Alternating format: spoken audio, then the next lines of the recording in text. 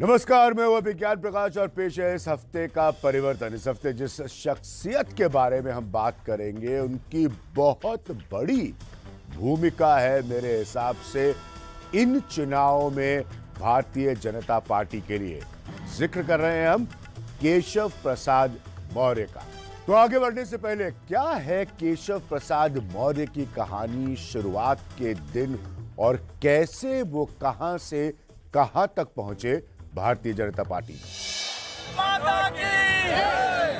Keshav Prasad Maurya BJP के उत्तर प्रदेश की राजनीति में कम समय में यकीनन एक बड़ा चेहरा बनकर उभरे हैं। बल्कि खास बात यह है कि उनकी राजनीति का सितारा भी चमका बीजेपी के साथ, यानी कि 2014 में लोकसभा की हुई ऐतिहासिक जीत के साथ। इसी चुनाव में पहली बार फूलपुर से वो 2014 में सांसद चुने गए। राजनीतिक इतिहास के पन्नों में फूलपुर उत्तर प्रदेश में हमेशा जवाहरलाल नेहरू की सीट के तौर पर याद किया जाता है, जहां से केशव मौर्य जीते।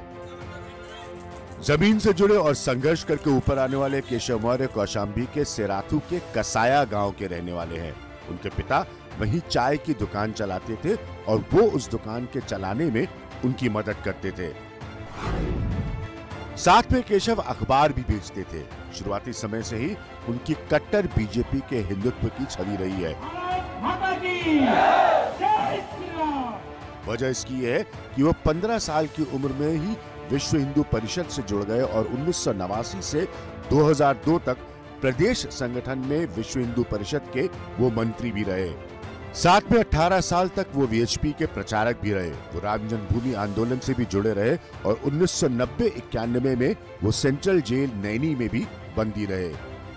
उन्हें एक समय पर विश्व हिंदू परिषद के शीर्ष नेता अशोक सिंघल का मानस पुत्र तक कहा गया।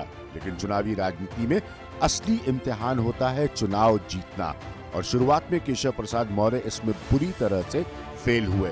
पहला चुनाव उन्होंने इलाहाबाद पश्चिम सीट से 2004 में लड़ा और तीसरे नंबर पर है। ठीक यही हुआ 2007 में भी उनके साथ। सीट वही थी इलाहाबाद पश्चिम और केशव मौर्य फिर बीजेपी के टिकट पर तीसरे नंबर पर आए।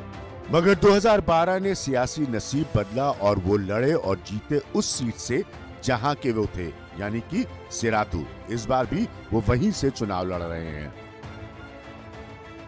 लेकिन राजनीतिक जीवन में बड़ा फेरबदल तब आया जब 8 अप्रैल 2016 को वो यूपी बीजेपी के प्रदेश अध्यक्ष बने और उनकी अध्यक्षता के समय ही 2017 में बीजेपी को ऐतिहासिक 300 से ज्यादा सीटें हासिल हुई।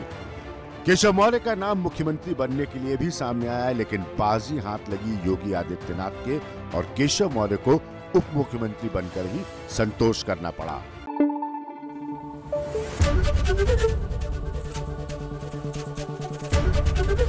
एबीपी न्यूज आपको रखे आगे।